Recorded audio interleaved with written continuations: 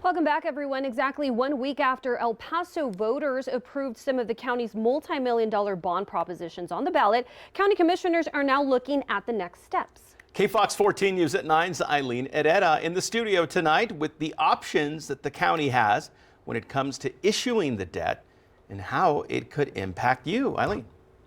That's right, Robert and Jessica. $55 million. That is how much money in bonds El Paso voters approved last Tuesday, which is roughly half of what the county originally proposed to voters.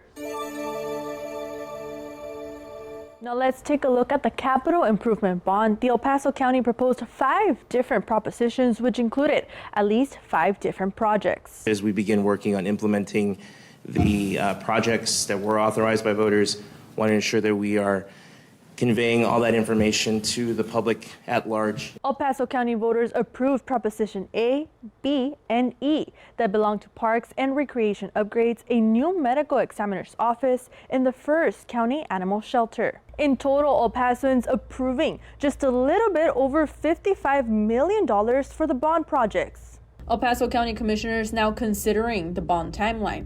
The original timeline accounted for all 5 proposals to be approved and now adjusting to the 3 approved proposals. Today, during a county commissioner's special session, commissioners were presented 2 options on how they could issue that debt.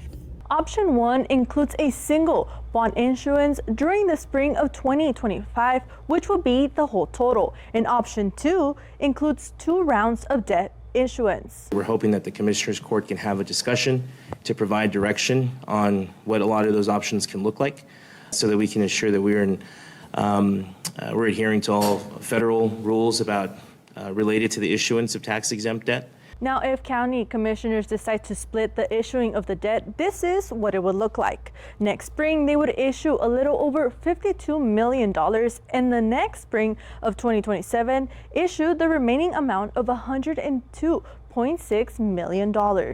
Commissioners will consider both options, with administrators explaining that funds issued despite the timeline have to be used under 3 years. We are required to, at the time of issuance, be able to estimate that we can spend down approximately 80% of the funds within 36 months if we're going to be issuing tax-exempt debt. County commissioners did not make a final decision today on what timeline they will adopt. However, for you, the impact will reflect on your property taxes for the next 3 decades. How much exactly? Well, let's just say your home is worth $200,000. You can see an increase of $30.14 yearly for this bond debt. However, it is still unclear when you can see the full impact depending on what route commissioners decide to take. As you know, other entities, government entities, have had some black eyes over construction projects, and I just don't want the county to fall into that same